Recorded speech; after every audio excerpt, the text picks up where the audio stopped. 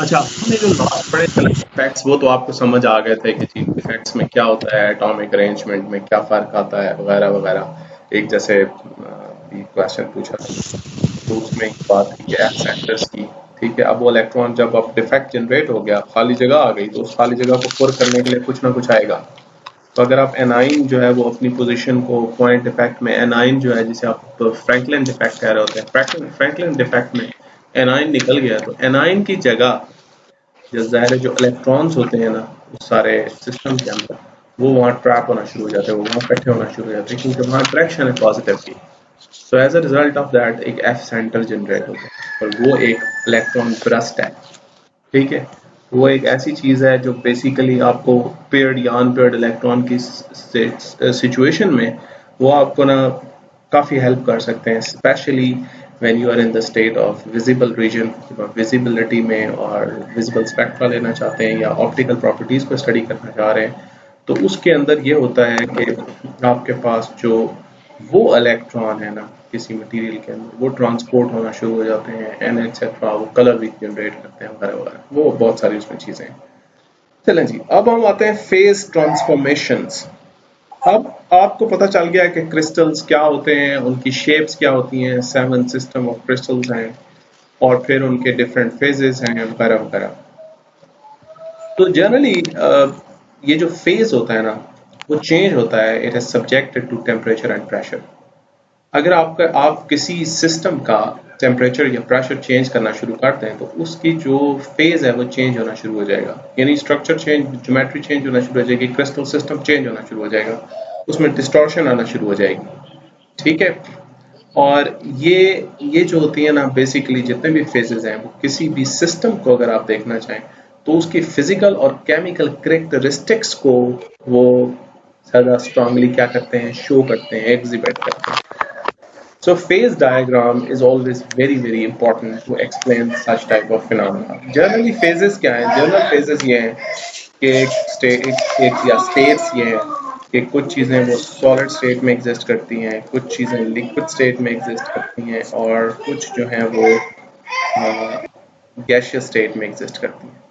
So solid, liquid and gases तीन major चीज़ें हैं जिनमें normally आप कहते हैं states में exist कर सकती हैं। जबकि जो सॉलिड स्टेट्स हैं उसमें डिफरेंट फेजेस हैं। ठीक, फॉर एग्जांपल अगर आपके पास पानी हो और पानी को आप सॉलिडिफाई करें तो आपको पता है कि वो फ्रीज करने पर वो आइस में कन्वर्ट हो जाता है। तो जो आइस है ना, अगर आप उसकी कन्वर्जन डिफरेंट टेम्परेचर और प्रेशर पे, लो प्रेशर और लो टेम्परेचर पे करना शुरू कर दें, यानी उसके टेम्परेचर प्रेशर वेरिएशन क्रिएट करें, तो you will get 11 distinct form of ice, यानी 11 डिफरेंट तरह की आइस क्रिस्टल्स आपको मिलेंगे। हालांकि है वही आइस, पानी है, but arrangement because of temperature and pressure क्या होना शुरू हो गई है, it is totally started getting to change. ठीक है, सो अब ये जो चेंज है ना कायनात के अंदर, वो स्पॉन्टेनियस भी हो सकता है, वो नॉन स्पॉन्टेनियस भी हो सकता है। अली ये जो आपका मसला है ये बहुत पुराना है यार, this is maybe due to some internet issue. ठीक है, ये आपका सिस्टम उसे सपोर्ट नहीं कर रहा जो आपने मुझे पिक्चर भेजी। सर जस्ट आपकी क्लास में ये इशू है। आई डोंट नो यार, ये मेरे साथ लड़ाई है तुम्हारे कंप्यूटर की।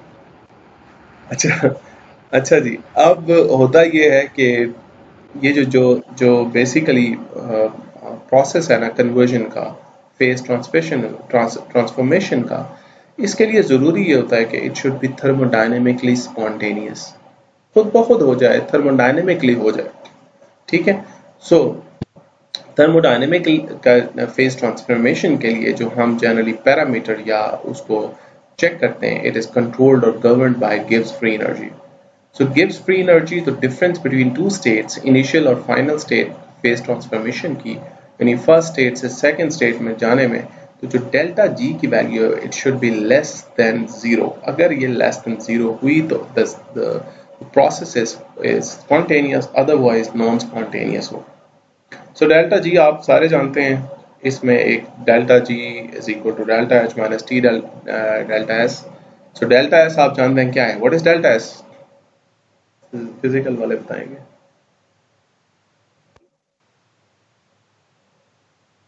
डेल्टा एस क्या होता है?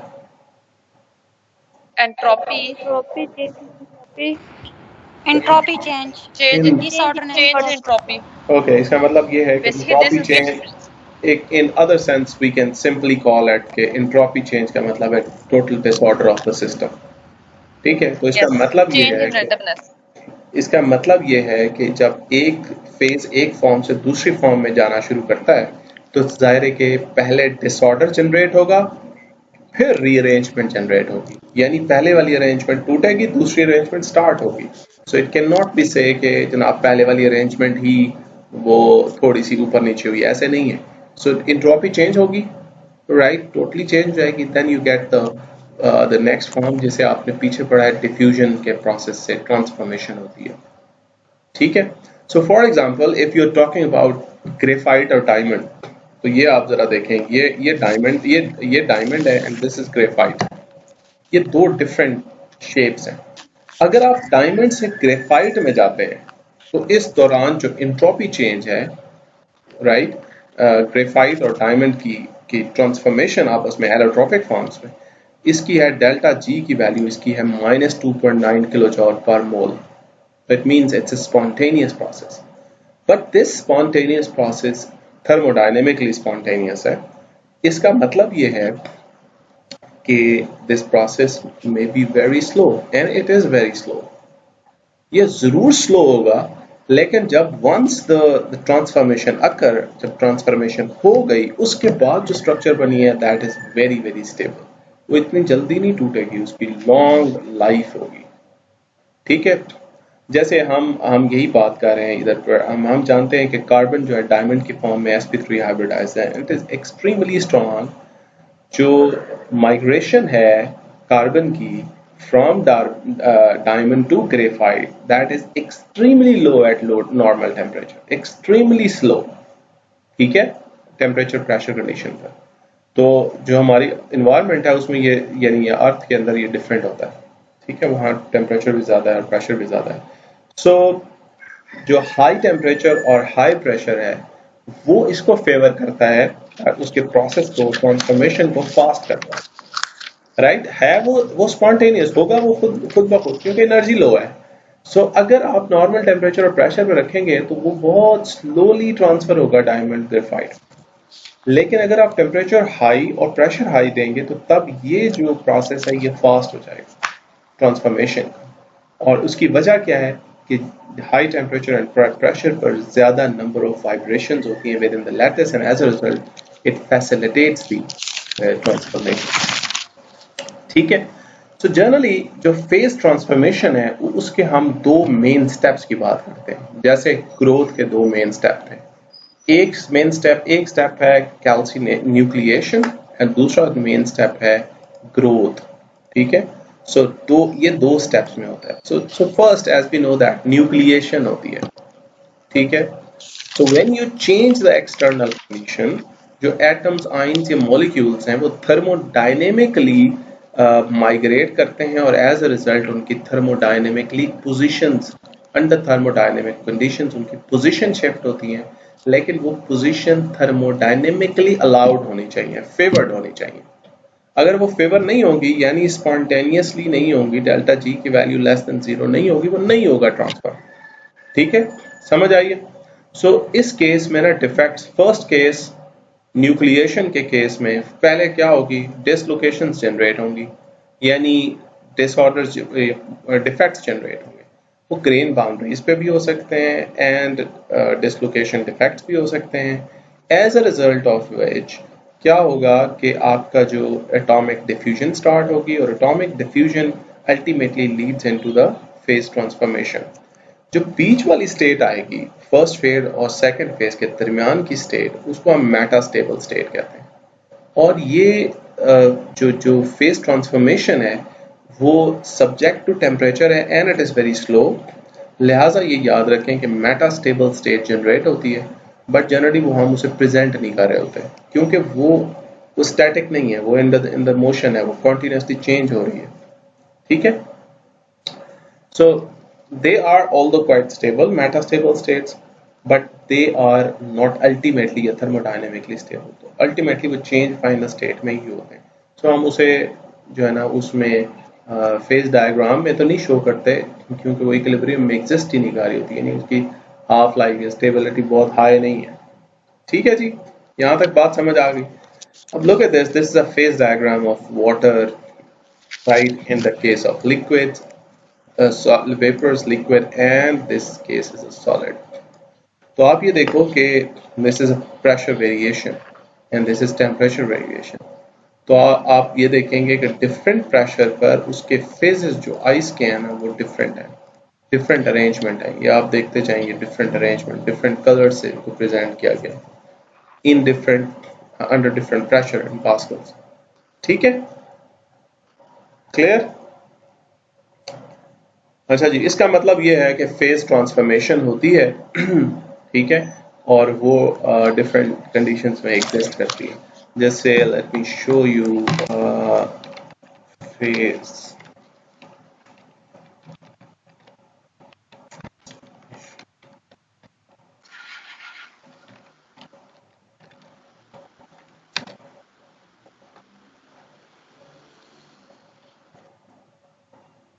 जब तक ये ओपन होता है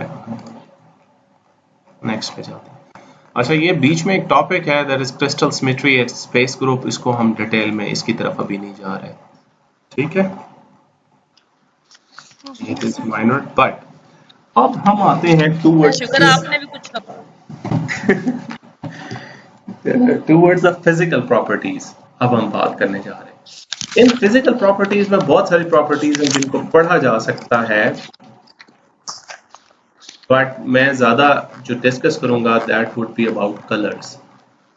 अब हम यहाँ ये देखेंगे कि जो कलर्स हैं क्रिस्टल्स के वो चेंज कैसे होते हैं when you add impurity, right? आप सब्स्टिट्यूशन काज कर रहे हैं, इंस्टीट्यूशन ये इंटरस्टिशियल कर रहे हैं, कुछ भी कर रहे हैं, जब इसमें आप इम्प्योरिटी ऐड करते हैं प्योर क्रिस्टल के अंदर, तो क्रिस्टल लैटिस का जो चेंज आता है, दैट क्रिस्टल लैटिस चेंज जो है वो ज्यादा फिजिकल प्रॉपर्टीज को भी चेंज करता है जैसे कलर को चेंज करता है। हम पहले फिजिकल की तरफ जा रहे हैं, तो सब्स्टिट्यूशनल इम्प्योरिटीज की हम पहले बात करने जा रहे हैं। इसके अंदर वो क्या करता है कि जब सब्स्टिट्यूशनल इम्प्योरिटी ऐड करते हैं तो इसका मतलब क्रिस्टल में इम्प्योरिटी की, और as a result of this उसकी जो लेवल है, एनर्जी लेवल है, वो भी चेंज हुए, नंबर वन।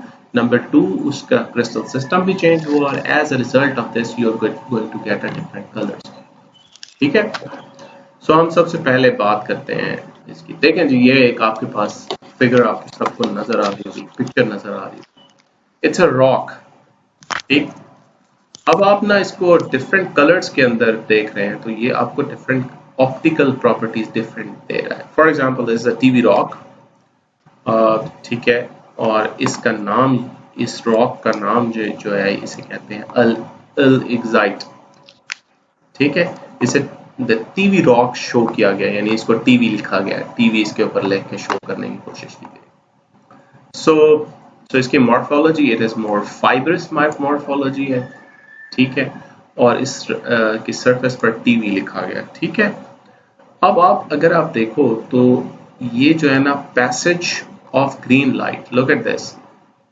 अब अगर आप ना, ये यूं फाइबर है, इस फाइबर के अगर जहां इसने उंगली रखी हुई है उस एंड से लाइट, अगर आप ग्रीन लाइट पास करें तो उसे पास होने देता है। It allows the passage of green light. ठीक, ये बात समझ आई? अगर आप इस तरफ से लाइट पास करें अक्रॉस दिस, तो लाइट पास नहीं होती, ब्लॉकेज ऑफ लाइट है। ठीक है, तो ये उस क्रिस्टल की प्रॉपर्टी है, it is a rock and it is aligning this type of crystal. अब हम जरा इसकी ज्यादा एक्सप्लेनेशन की तरफ मूव करें। आपको पता है ज्यादातर क्रिस्टल्स जो है ना वो कलरलेस है। ठीक है, नॉर्मली दे आर कलरलेस। जैसे डायमंड आपने सुना हुआ है, किसी ने देखा हुआ भी होगा, किसी के पास होगा भी सही, वो कलरलेस होता है जनरली। क्वार्ट्ज सबको पता है colourless, corundum, they all are colourless.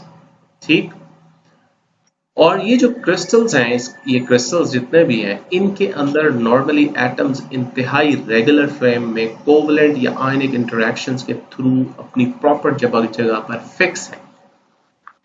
ठीक है, सो जैसे हम इस पर व्हाइट लाइट यानी विजिबल लाइट डालते हैं, ठीक, तो वो लाइट के अंदर इतनी पावर नहीं होती कि वो इसके इलेक्ट्रॉनिक स्टेट को या इलेक्ट्रॉनिक ट्रांजिशन को, जो स्पेशली इन एटम्स के अंदर मौजूद है, इलेक्ट्रॉनिक ट्रांजिशंस को बहुत ज्यादा डिस्टर्ब करे, ठीक है, वो उसको नहीं कर सकते। क्लियर?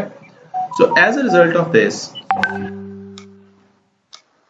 ठीक, as a result of this वो सारे व्हाइट नजर आ रहे हैं प्योर क्रिस्टलाइन फॉर्म में और वो कलरलेस है, ठीक। अगर हम इनको कलर्ड बनाएं, बल्कि नेचर में ये कलर्ड होते हैं, आपने कलर्ड स्टोन्स देखे हैं, पत्थर देखे हैं, वो जो रूबी सुना हुआ है, फलान सुना हुआ ना, याकूत और फलाने, हाँ जी, वो बहुत कॉस्टली होते हैं ऑल ओवर द वर्ल्ड। वो व्हाई दे आर कलर्ड? अच्छा, आपने मिट्टी, साहब ने मिट्टी तो देखी भी है और उसमें खेले भी होंगे आप सारे लोग, आपने ये देखा है कि डिफरेंट खाई भी हुई है। Oh very good. मिट्टी जो है ना वो डिफरेंट जगहों की डिफरेंट होती है। मुल्तानी मिट्टी देखी हुई है सबने, खाई हुई Yes, भी yes. लगाई भी हुई है, होगी। इधर वो लगाई हुई है। हाँ, मुंह पे लगाते भी हैं जनाब, वो बड़ा खूबसूरत करती है बंदों को और वो क्यों करती है? जस्ट बिकॉज ऑफ दैट उसमें टॉल्क है, ठीक है, टॉल्क जो है वो स्मूथिंग एजेंट है आपकी स्किन के लिए, ठीक है, वगैरह वगैरह, उसके बहुत सारे और भी बहुत सारी चीजें। अच्छा, बहरहाल वो लोग वो मिट्टी खाते भी हैं, वो बड़ा टेस्टी मिट्टी है वो। और इसके अलावा एक चीज ये भी है कि आपने उसका कलर देख लिया ना, यानी आपने मुल्तानी मिट्टी का कलर देख लिया, इसी तरह आप डिफरेंट एरियाज में जाएंगे, मिट्टी का कलर चेंज हो जाएगा। वो चेंज इसलिए होगा कि उसके अंदर डिफरेंट इम्प्योरिटीज हैं। किसी जगह आयरन ज्यादा है तो you get a reddish colour, right. इसी तरह आप मैग्नीज किसी में है तो आपको थोड़ा सा डार्क कलर रेडिश की तरफ ज्यादा मिलेंगे, वगैरह वगैरह, वायलेट इनफैक्ट ज्यादा मिलेगा, एंड सो ऑन। तो हम अभी उसी की तरफ जा रहे हैं। सो जैसे आपको पता है कि पोटाशियम क्लोराइड जो है ना, मैं एक सिंपल सी बात है, पोटाशियम क्लोराइड का क्रिस्टल होना तो वो कलरलेस होता है, व्हाइट क्रिस्टल है, ऐसे ही है ना। बट आप इसे अल्टर कर सकते हैं potassium chloride to convert it into the coloured compound. कैसे? आप पोटाशियम क्लोराइड लें और उसको 500 डिग्री पर हीट करें in the presence of potassium vapours, metal vapours की प्रेजेंस में उसको हीट करें, तो as a result of this ये KCl जो है वो वायलेट कलर शो करना शुरू कर देगा। Why it is going to show a violet colour? उसके पीछे रीजन ये है कि जो पोटाशियम एटम है ना वो आयनाइज होना शुरू हो जाएगा। वो जो वेपर्स पोटाशियम वेपर्स के थे वो क्या होना शुरू हो जाएंगे? आयनाइज।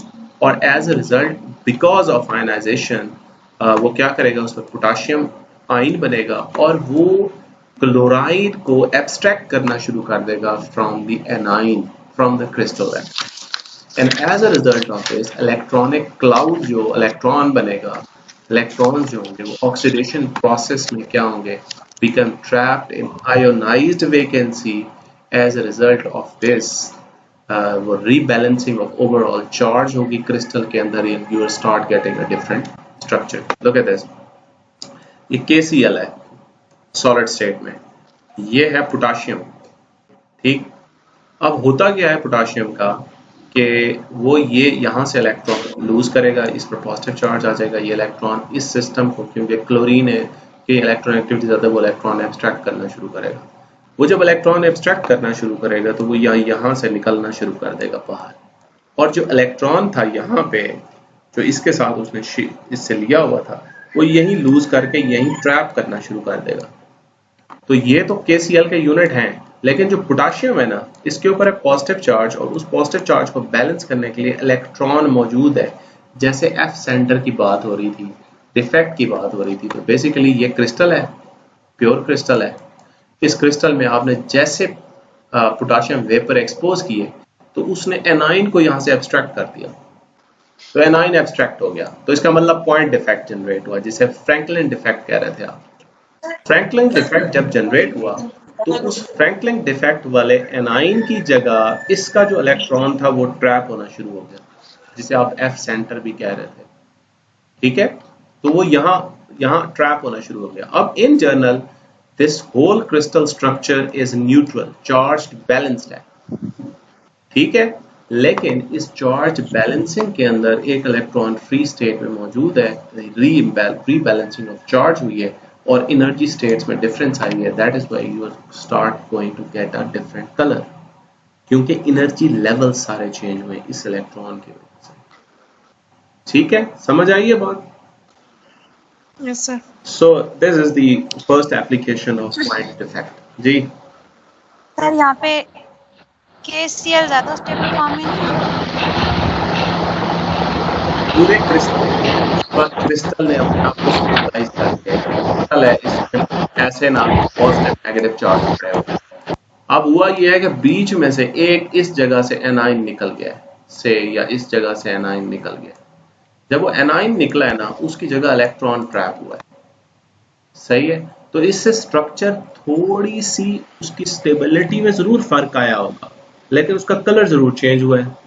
तो आपके पास अपेरेंटली पॉइंट इफेक्ट से जो पोटेशियम वेपर का एक्सपोजर जनरेट हुआ था, उस जगह पर इलेक्ट्रॉन ट्रैप होने से कलर चेंज हो गया। ठीक है, तो प्रॉपर्टी अल्टर कर गई ना। Stability is another factor. Sir हम इसको डैंगलिंग बॉन्ड्स कह सकते हैं? इस पर अभी बॉन्ड की बात नहीं हो रही। This is not a bond, electron is not a bond.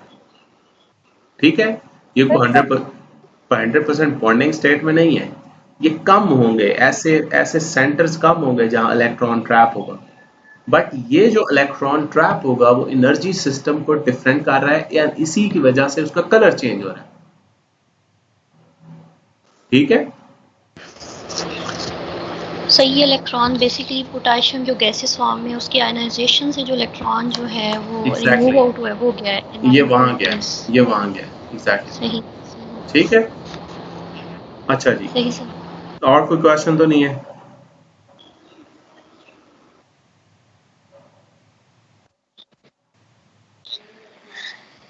Okay, इसी तरह एक और प्रोसेस भी है जिसमें एनाइन वैकेंसी जनरेट होती है, जैसे पॉइंट इफेक्ट जनरेट होता है, और वो पॉइंट इफेक्ट जनरेट होता है by the irradiation of crystal with x-rays or any other ionizing radiations।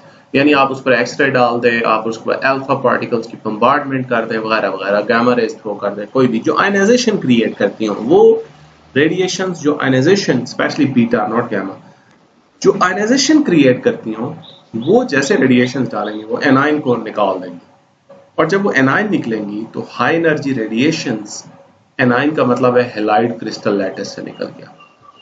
ठीक है, और वो एनर्जी ऑफ इलेक्ट्रॉन, ये जो हाई एनर्जी रेडिएशन है वो इतनी एनर्जी देती है कि लैटिस का जो इलेक्ट्रॉन्स होते हैं नॉर्मली वो वैलेंस बैंड से कंडक्शन बैंड में वो एक्साइट भी कर देती है। दो प्रोसेस कर रही है, लाइट भी निकाल रही है और इलेक्ट्रॉनिक एक्साइटेशन भी कर रही है। अब एट द रिजल्ट क्या होता है कि वो जो इलेक्ट्रॉनिक एक्साइटेशन क्रिएट हुई है उससे इलेक्ट्रॉन वैलेंस बैंड से कंडक्शन बैंड में गया है, तो कंडक्शन बैंड का मतलब है कि वो इलेक्ट्रॉन स्ट्रक्चर के अंदर ट्रैवल कर सकता है, मूव कर सकता है, डिफ्यूज कर सकता है। सो वो इलेक्ट्रॉन क्या करेगा, क्रिस्टल सिस्टम के अंदर से डिफ्यूज करेगा, और तो जो आपके पास एनाइन वैकेंसी जनरेट हुई थी वहां जाकर वो अटैच हो जाएगी। ठीक है, और वो इलेक्ट्रॉन लोकलाइज्ड भी हो सकता है, डीलोकलाइज्ड भी हो सकता है। सो एट द एंड वो डीलोकलाइज्ड हो जाता है, लोकलाइज्ड हो जाता है because of the self trapping system of that electron. जो हम अभी बात कर रहे हैं, यहाँ इलेक्ट्रॉन ट्रैप हुआ है, तो ये दूसरा प्रोसेस भी हो सकता है कि सेल्फ ट्रैपिंग से भी वो आ सकता है। एक तो पोटेशियम में ऐसा हो रहा था, एक आप हाई एनर्जी रेडिएशन से भी ऐसा कर सकते हैं। ठीक है, सो ये जो ट्रैप्ड इलेक्ट्रॉन्स हैं इनकी करेक्टरिस्टिक एक्टिवेशन एनर्जी होती है। ठीक है, एंड ये जो करेक्टरिस्टिक एक्टिवेशन एनर्जी है वो प्रोवाइड होगी तो ये इलेक्ट्रॉन जो है वो रिलीज होंगे। ठीक है, अगर वो नहीं होगी तो ये इलेक्ट्रॉन रिलीज नहीं होगी। ठीक, सो आप रेडिएट क्रिस्टल को किसी को भी करेंगे, ठीक है, अगर आप उसे हीट करेंगे तो इलेक्ट्रॉन्स जो हैं वो ट्रैप होना शुरू हो जाएं, वो जो ट्रैप्ड इलेक्ट्रॉन्स हैं वो रिलीज होना शुरू हो जाएंगे, और इसका मतलब ये है कि आपने उसको वो एक्टिवेशन एनर्जी दी है in the form of heat. ठीक है, और जो एक्टिवेशन एनर्जी जब in the form of heat दी है तो वो इलेक्ट्रॉन जब रिलीज हो रहे हैं तो that as a result of this वो क्या करेंगे, विजिबल लाइट इमिट करना शुरू कर देंगे। तो जब वो विजिबल लाइट इमिट करेंगे तो इट मीन्स आपको कुछ ना कुछ नजर आएगा, कलर नजर आना शुरू होगा। सही।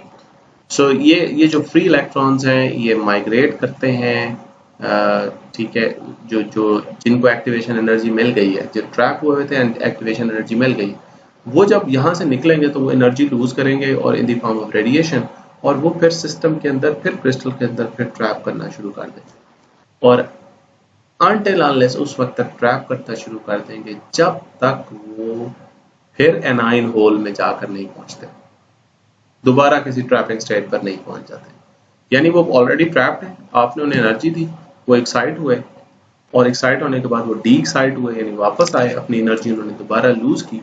वो जो एनर्जी लूज की वो तो आपको लाइट की सूरत में मिल गई। अब वो जो वापस आए ना वो दोबारा मूव करना शुरू कर दें, अब फिर वो नई ट्रैप स्टेट ढूंढ रहे हैं, जहां उन्हें ट्रैप स्टेट मिली फिर वहां रुक जाएंगे। एंड दिस प्रोसेस कंटिन्यूज, ठीक है। और एज अ रिजल्ट आपको वो जो क्रिस्टल है वो कलर्ड नजर आना शुरू आएगा, कलर्ड होता शुरू रहेगा, ठीक है। इसके अलावा कोई भी लाइट एक्सपोजर जो है ना किसी पर्टिकुलर वेवलेंथ की, वो भी इलेक्ट्रॉन ट्रैप करा सकती है। अब देखें, एक सोर्स है आपका हीट, जिससे आपने एक्टिवेट करके इलेक्ट्रॉन को लूज करा दिया। एक सोर्स है आप लाइट दे दें प्रॉपर वेवलेंथ की, वो भी उसको क्या करेगा, रिलीज कराएगा electron, and as a result of this आपको लाइट इमिशन मिलेगी, ठीक है। सो ये जो प्रोसेस है ये समटाइम्स आपको नजर आता है सेल्फ डार्कनिंग सनग्लासेस, सुना हुआ है कभी? जी सर देखिए। ठीक है, वो आ जाते हैं, ठीक है, वो फिनोमेना वो शो करना शुरू कर देते हैं, जिसमें होता ही है कि अल्ट्रावायलेट वेवलेंथ जो होती है वो क्या करती है कि डार्कनिंग इफेक्ट प्रोड्यूस करती है, और रूम टेम्परेचर पर आपकी जो वो ग्लासेस हैं उनको फेड कर देती है। उसमें जाहिर है ट्रैप आपने कोई ऐसा क्रिस्टल, इनऑर्गेनिक क्रिस्टल डाला हुआ है। कुछ ऑर्गेनिक भी है ऐसे जो और तरह करते हैं, उनका फिनोमेना ऑफ एक्शन डिफरेंट है उनकी निस्बत। पर सही है, यहाँ तक कोई इशू तो नहीं है? No sir. तो हमने आज ये देखा है कि जो क्रिस्टल्स हैं उनमें जो इलेक्ट्रॉन ट्रैपिंग की वजह से चेंज इन कलर कैसे प्रोड्यूस होता है, उसके क्या क्या प्रोसेस है। अब हम नेक्स्ट जो आ रहे हैं ना, वो आ रहे हैं, वो ये ऊपर फ्रैंकलिन इफेक्ट की बात हो रही थी, अब जो आ रहे हैं ना वो सब्स्टिट्यूशन की तरफ जा रहे हैं। क्या अब हम सब्स्टिट्यूट करेंगे deliberately, and as a result of this we are going to get something very interesting, जो कलर